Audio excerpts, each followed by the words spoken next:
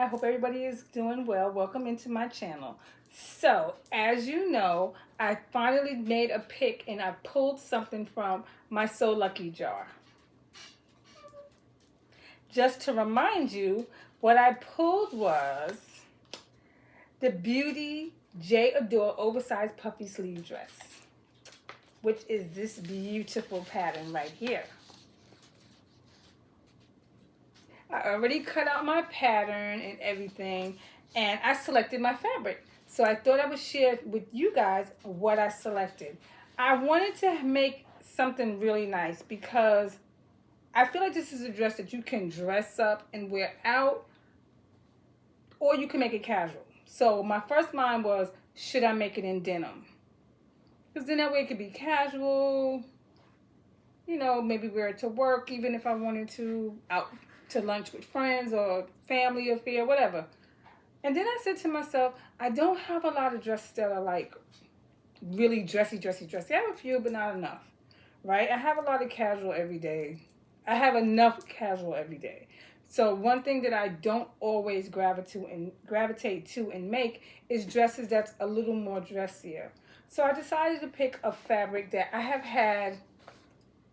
had this fabric in my fabric stash. I am not exaggerating, for over 10 years. It was gifted to me. At the time when I got it, I had no idea what to make with it. I really loved the fabric. So I said to myself, I'm going to save it for something special. This is going to be my something special. You know why? Because I already checked and everything, and I have just enough, which I didn't think I was even going to have enough. And I was like, wow, I have enough for this? Let's do this. So, this is the fabric that I have chosen. Tell me if you like it.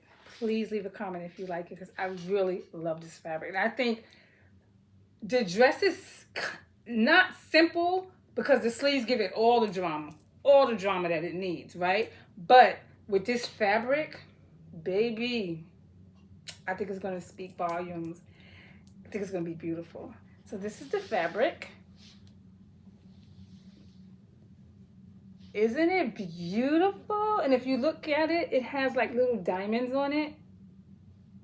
If you can see it. It has little baby diamonds all on the fabric. If you can see, let me see if I can show you a diamond.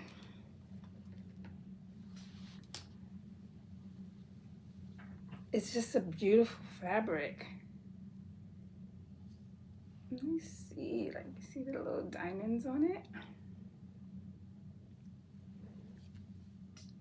Now, the best part of this fabric is when I make the dress, I don't plan on hemming it, and I don't plan on putting any type of finishing or any hem on the sleeve. And this is why. Look at the bottom of this fabric. Isn't that gorgeous? It has this nice floral scallop bottom. So I don't even have to hem it. I'm just going to leave it just like this on the bottom. And on the bottom of the sleeve, I'm going to do this as well.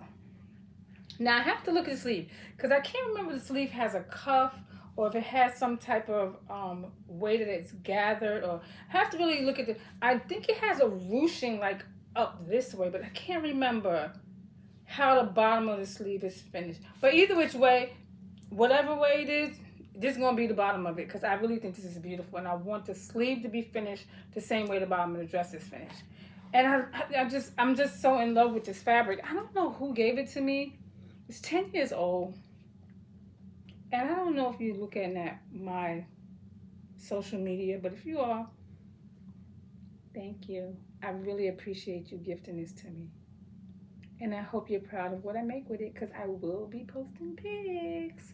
So this is the dress fabric I'm going to use. I'm super excited. I don't even know like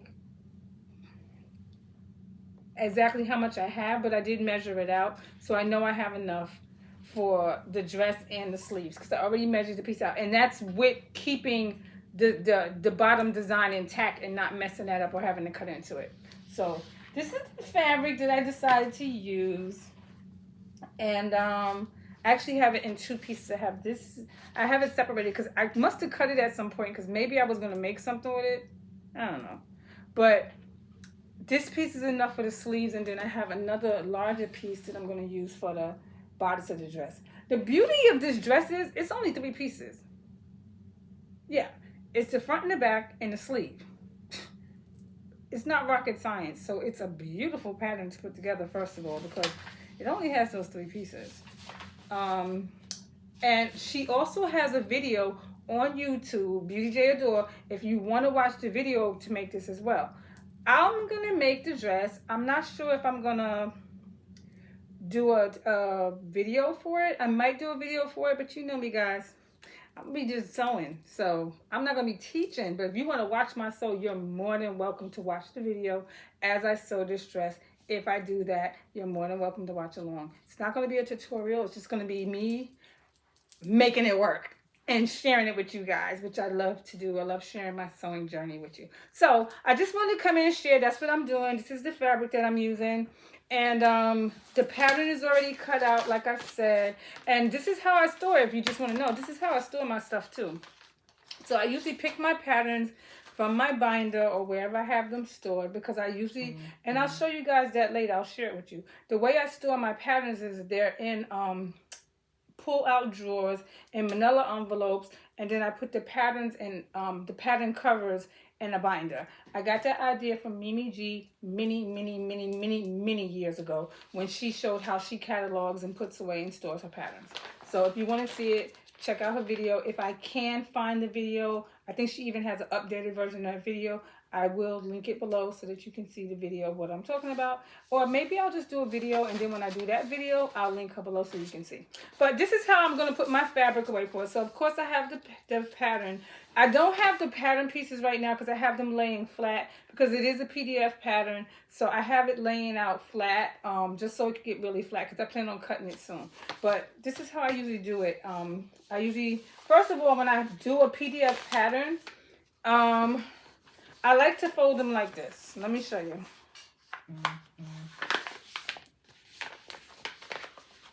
And I put them in, depending on the size of the pattern, I put them in a Ziploc like this with the pieces. And when I buy the Ziploc bags, if you're going to use Ziploc bags for your patterns, make sure you use, I use freezer bags. Because if you notice, if you get regular Ziploc bags, just like for refrigerator storage, snacks and stuff, snacks sometimes, but the regular quart size doesn't always have a label already on the front. So you just have to remember to get your own labels. But if you get freezer bags always usually have this little spot on the front because people usually like to know how long ago they froze it. So it usually has that space for you to write on. So normally what I do is I put it in a bag like this and I put the name of it on the front or the number or whatever it is. I put it on the bag and then I store it like this. So when I'm getting ready to do a project, I do this. And I can't remember who I got this from. I got this idea. I didn't always do this. I got this idea from somebody I saw recently. They're part of the Black Sewing Network. And I saw them doing it. And I was like, that is such a good idea to like pack up your stuff. It's probably several people who did this. I'm always late to the party, so I just started doing it. So I usually, what I do now is I put it in here. And I place my fabric in here as well. And sometimes it depends on what I'm making because it may not always fit. Depending on what I'm making. And I basically put it away like this. With the, if it's a particular thread that I picked out. Sometimes I'll put the needle in here as well if it's a specific size needle that I need for it that's not already on my machine.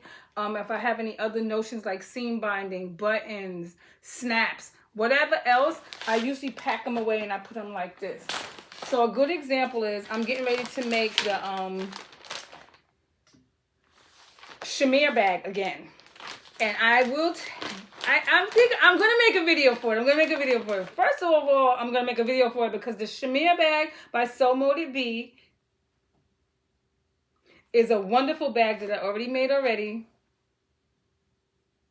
and it was a super easy, wonderful sew. So I want to make it again, and this time I'm making it bigger. I printed my pattern out in a larger size scale, and when I make the video, I'll share with you what size scale I printed it out in. But I'll give you a sneak peek. This is the fabric that I'm using.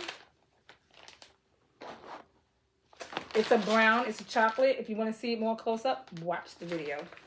And the inside lining, I'll give you a peek of that. It's going to look like this. But you got to see the video. You got to watch the video if you want to see the details. You got to watch the videos, okay? I'm not going to give it all now. I'm not going to give it all now. But when I do it, I will share it with you. So, and again, this is going to go on my, I have a rack, a clothes rack, and I put all of these on the clothes rack with a hanger, and I hang them up. And that's how I store that. So, that is it for me. I just wanted to share with you what I decided to use for my first So Lucky Jar pull of 2025. And I'm going to be doing the Beauty J Adore oversized puffy sleeve dress. And I'm going to be using that fabric. And I'm super excited. I can't wait to sew it up and then share it with you guys as well. So thanks for watching as usual. Please remember to like, subscribe, and share. So that, and turn on your notifications so you don't miss my upcoming videos, because I got some good stuff coming. So take care, be easy, and just remember to be so happy.